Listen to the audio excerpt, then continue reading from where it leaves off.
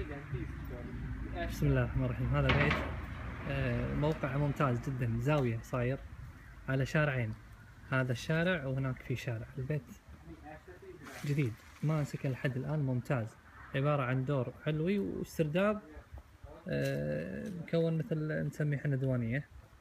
خلينا نشوف البيت من داخل. طبعا الحديقة هي صغيرة لكن تفي بالغرض وزيادة، حديقة ممتازة وهذه بلكونات خارجية.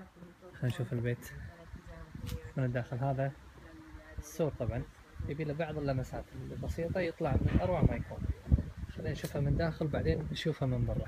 هذا الشارع تقاطع، طبعا احنا في موشو مجربار اللي هي تبعد عن فيينا نص ساعة تقريبا. بسم الله. هذا الحين البيت ندخله من الداخل. هذا الباب طبعا كله بالغاز، تدفئة من أروع ما يكون. الحين على اليسار أول ما ندخل من الباب الصالة فيها تدفئات وفيها الدرايش كلها فيها الشتر. هذا باب البلكونة اللي كنا فيه قبل شوي من برا. خلينا نشوفه. يطلع على الحديقة وفيها البلكونتين وبالنص السرداب راح نشوفه بعد شوي. هني الصالة، طبعا صالة كبيرة تقريبا 4 في 5.5. نروح نشوف الجهة الأخرى. هذه يعني صالة أو مطبخ على صالة أو مطبخ مفتوح مثل ما يسمونه. هناك في غرفة، هي طبعا المطبخ مو راكب، يركبون إن شاء الله. هذه غرفة أرضيتها باركيه، تدفئتها موجودة، الدرايش كلها فيها شترات.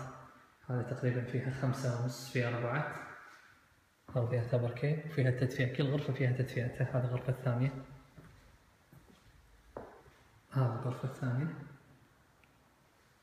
أرضيتها باركيه. هني مثل ما قلنا المطبخ والغرفتين هني، وهذه الصالة وهذا المدخل. وهني بعد في غرفة، صاروا 3 غرف مع الصالة والمطبخ. وهذا مخزن. وهني عندنا الحمام. وهني عندنا الحمام الكبير طبعا جديد في تدفئة. وهذا الجاكوزي حمام مساحته كبيرة. وهذا الشاور بوكس.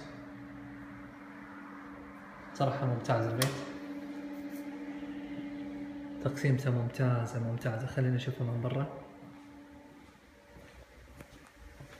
طبعا هذا الشارع اللي احنا صورنا عنده، شارع رئيسي. طبعا حلو بالموضوع ان البيت ممراته حلوة وحديقته حلوة، يعني بسيطة، والسور ممتاز مع بعض التعديلات مثل ما قلنا. هذا الشارع، هذا الشارع الرئيسي. هذه الحديقة جانبية. وهذا البيت.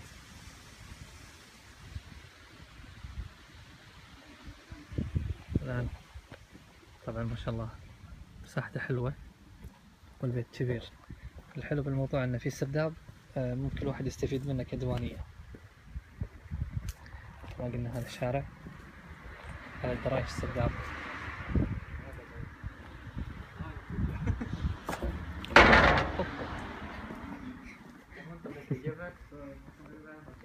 هذا السرداب اللي ندخل نشوفه. طبعا هذا البلكونة اللي كنا شفناها من الداخل. هذا السرداب الواحد يطلع على البلكونة، ممكن يخلي الواحد مثل ديوانية، مساحتها زينة.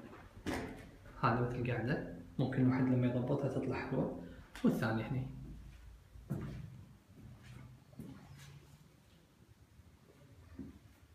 بشذي غطينا البيت كله. هذا البيت ممتاز.